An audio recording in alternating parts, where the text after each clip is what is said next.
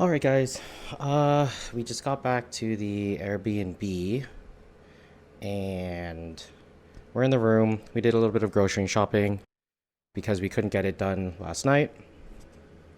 So, just a little recap. I wonder if I can make a tripod out of this. Okay. Oh, we have a tripod. So, recap of today. We played Vintage all day. I wasn't expecting to. The main goal was to try to get prizing for the non-powered. So how that works is we play the regular event, play with all of the other Vintage players, and I think this is for the only the Vintage champs. So, for example, if you're ever thinking about going to Tourney weekend, this has been an ongoing thing that they usually do, and I think this year they were saying pretty early on they were considering not doing it, but then they ended up doing it. I think it makes a lot of players happy. Like, I would have never considered playing Vintage if it weren't for it. I would have just registered or just bought like a playmat. I guess we can go through it. So round one, no. So I'm going to preface this by saying I've never really looked at Vintage. I don't know any of the metagames. I barely know any of the strong cards. I had to find out from my friends that Chalice of the Void and Lotus Petal and stuff like that was restricted. So that I didn't even know about. But yeah, tournament rundown. So basically, in the end, I went 5-4. 15 points was the cutoff for top 4 prizing for powerless. So that's basically why I ended up playing Vintage the entire day, was because I was trying to get either the 500. I think it was 800, 500, and then 2 players got 200. So for the top ranked player, so yeah, the player with the most points got 800 store credit. The second place player got, I think it was either 300 or 500, and then third and fourth got 200 each. So we were trying to play for that. I wasn't expecting to get very far. We ended up with a 5-4 record, which is 15 points. And yeah, I think two players would get, two 15-point players would get third or fourth, and it would depend on breakers for the rest of us. So I think there was 6 players with 15 points. I'll throw up like a picture. I don't remember it completely. It's been a long day. But yeah, round one, played against a non-standard Vintage deck. The guy was very nice. Actually, everyone was generally very, very nice. Everyone in Vintage just seemed to just want to play Vintage. I actually ran into a couple of people, or most of my matches, where they only played Vintage. They weren't even playing Legacy. They were there for drafts, Vintage, and I think just to hang out with old school players. But yeah, so round one was, I would say, Dimir Wheels, powered version. But basically, it was a cool deck. It focused around Time Vault. I guess not focused around Time Vault, but it was a primary win condition. He would just take infinite turns with Time Vault and the 1-mana key, Manifold Key. So if you want to look up that combo, it's pretty straightforward. You just use Manifold Key to untap Time Vault, and then every extra turn you get from Time Vault, you basically take infinite turns with the 2 cards. So it's a very easy combo to slot in. It's just 2 cards. Any deck running Urza Saga can pretty much play it as long as you can find the Time Vault. But basically, he played cards like Starscream and Bowmasters, and he was just playing a bunch of like Windfall, Time Twister. There's a bunch of other wheel cards that he named off, and I had no idea what they were. But yeah, that was the premise of round one. So if you want to see it, if you want to see what my notes look like, you can see right at the top I wrote Tinker ? Because he played Tolarian Academy, and I freaked out and I was like, holy crap, I have no idea what's about to happen. Oh yeah, second round was Mud. that was a weird, interesting game.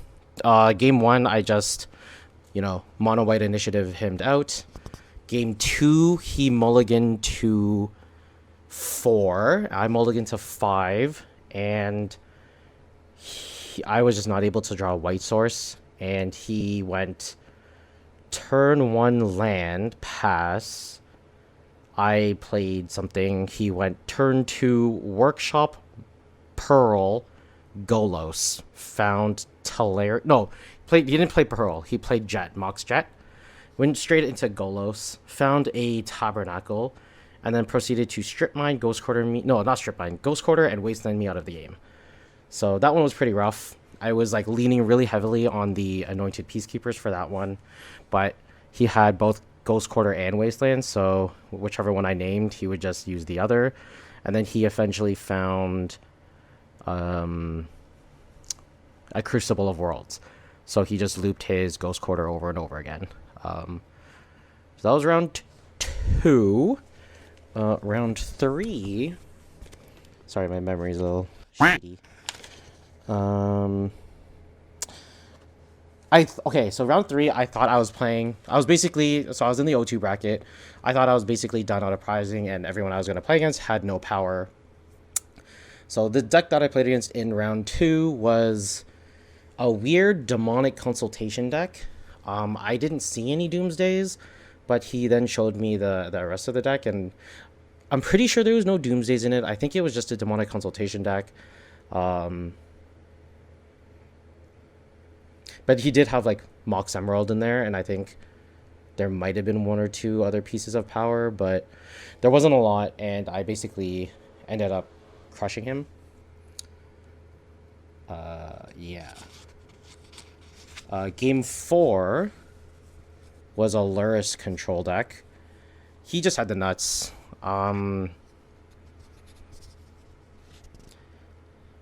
Yeah, I don't know what to say. I think he just comboed me out on turn 1. He just had infinite turns, like Time Vault into Manifold. And then game 2, he just had every answer. He had Force of Will into Mana Drain, and then proceeded to Luris me and create so much mana, looping Black Lotus. Fourth game, I think. Oh, it's 4-color control. I think it was actually Tinker, because I just did white initiative things. That was probably like one of my best showings for the deck. It just did what it needed to do. White plumes on 1, and just beat in with Anointed Peacekeepers and everything. Lauren is really, really good against Tinker, by the way. What round is this? 5? I think round 5. Round 6. Whatever. The next round, I got completely stomped. It was Oath of Druids non-powered version. I opened with Wasteland. He proceeded to Island, Chromax, Sneak and Show, put in Atraxa, I put in Mana Crypt, and the game was over. Second game, he played the Oath of Druids, and just... It's really hard for mono white initiative to beat it. I just didn't draw any removal. I drew Solitude, but at that point he had Atraxa and Emrakul off of the Oath of Druids. But what can you do? I think round 7 was the mirror match. This is where it gets a little dicey, because kind of got judges involved, and they kind of ruled in my favor. It's just the way policies go. But in the mirror match, I just out-initiatived him. Yeah. I was able to just wasteland him, get an early initiative creature down, and then an Archon came down and then stopped his soul lands. So he was also non-powered.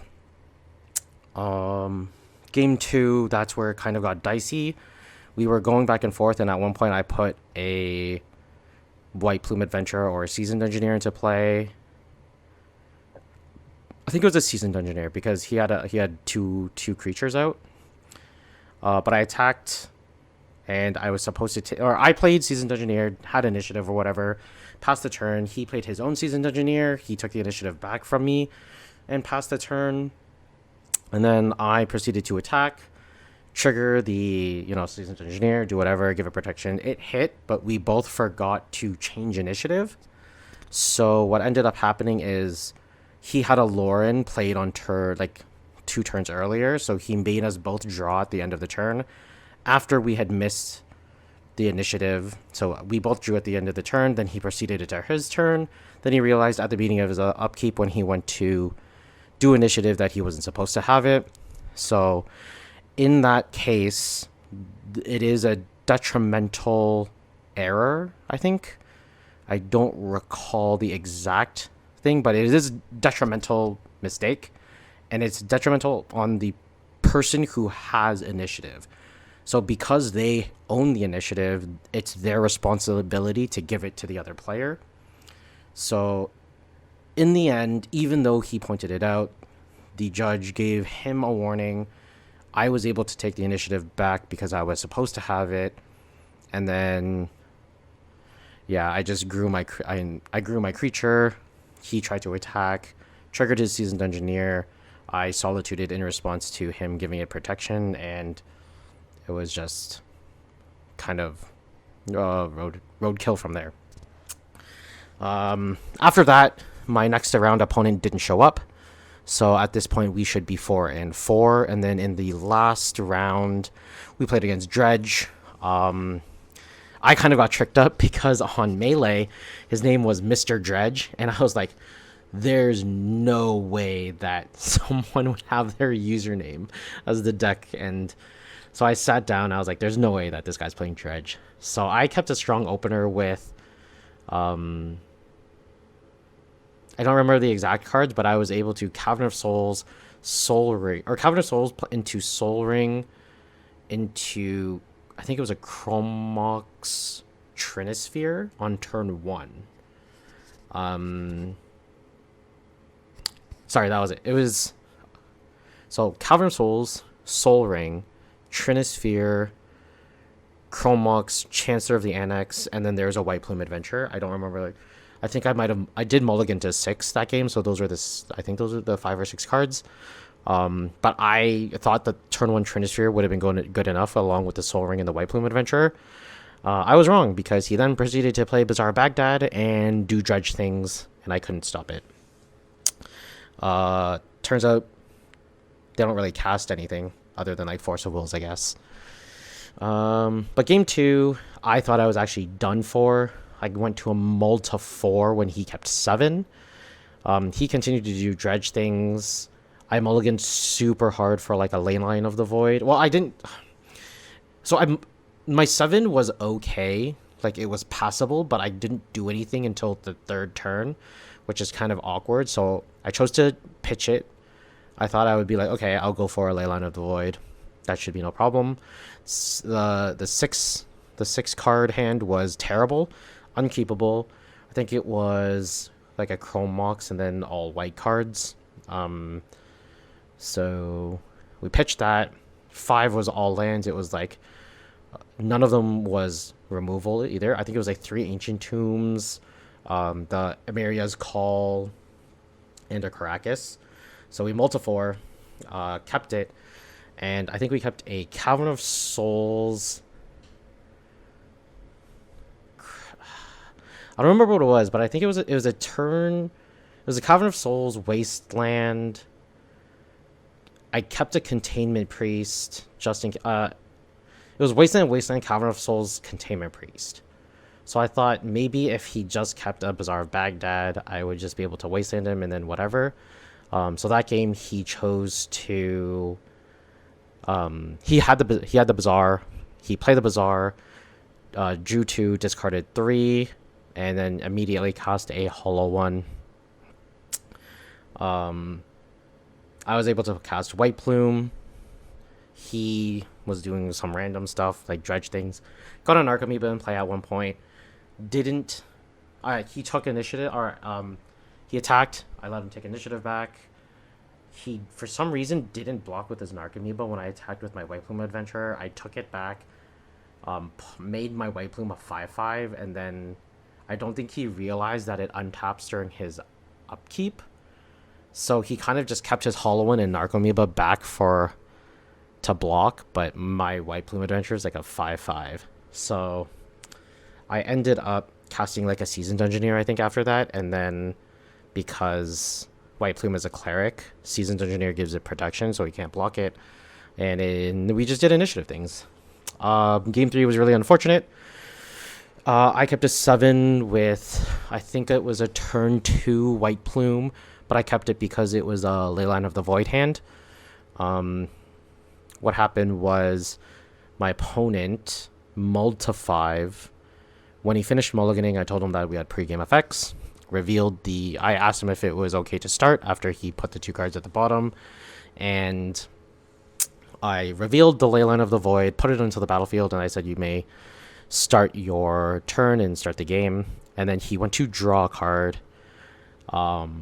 Obviously, you can't do that because you're player 1, turn 1. It's called a judge. We got to do the Thoughtseize ruling where he reveals his hand. I pick one of them.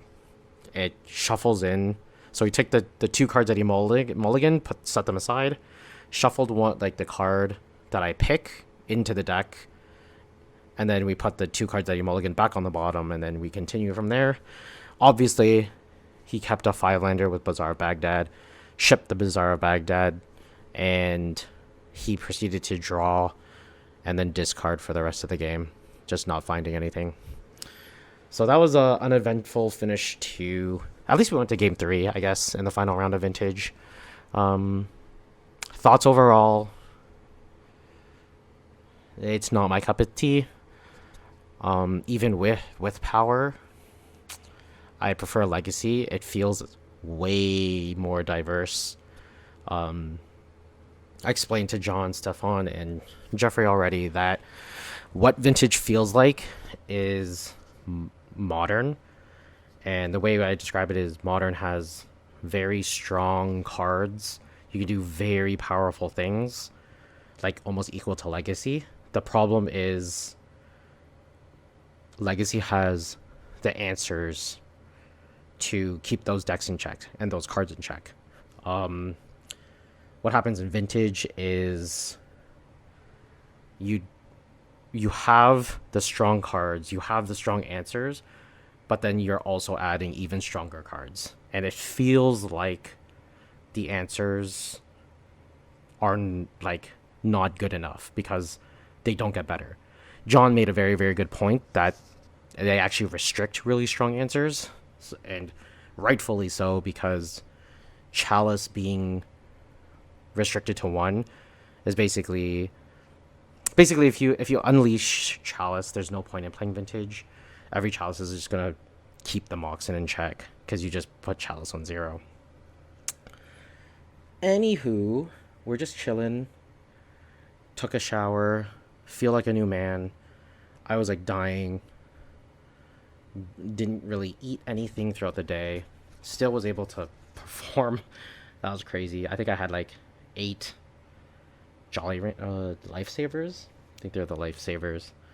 Blood sugar was going up and down. I think it was due to the stress and then not eating anything. I had like a bag of Bugles to snack on, but we picked up some snacks and some food. So hopefully tomorrow will be pretty good. We have over 1,000 players in Legacy. If I ever get a chance, my checklist is introduce myself to the other YouTubers. I really want to introduce myself to Anurag Das. I think he's like one of the closest to what I want to mimic. He does all the commentary for most of these Eternal events. Yeah, and that's basically a lot of it's basically what my channel is we do a lot of commentary over live gameplay. I'm not so much interested in creating content from Magic Online. Those guys have their space. It's not something I really want to spend time doing. I don't think I would enjoy it as much, and if I'm not enjoying it, then obviously you guys won't. But yeah, we're just gonna chill. We're gonna do some deck edits. Try to take some data from all of the challenges that the other guys played, so Stefan and Jchu, and we're gonna see if what the meta or the field is like, because I think it's vastly different from Europe and Japan. Yeah, we will keep you as updated as possible. I'm not getting as much footage as I want just because I forgot how cowardly I am when it comes to introducing myself to people, but maybe I should. I don't know. We'll see. We'll see what happens. It's hard doing these kind of I've never done vlogging before, so I'm sure that if I do this more often, I'll get better. But yeah, I hope you guys are enjoying it so far. That was just a little rundown, and I will do my best to get a little bit more information for tomorrow, because that's our big event. That is Legacy. It's really exciting. We gotta wake up early, and it's pretty late, so I gotta get everything charged and ready to go. Yeah. Honestly, we played like, I think almost 12 hour, or not 12, it was more like 11 hours, like 10 to 11 hours of Magic. It was so sweaty and gross in that convention hall. It's terrible. But yeah, it's gonna be just as bad tomorrow, because main event is over 1,000 people. It takes up more than like 3/4 of the convention, or of the convention hall, for the one Legacy event. It's really exciting. I love it. Hopefully one of us makes day 2, either day 2 or top 8. It's gonna be John. It's gonna be John. All right, guys. See you tomorrow.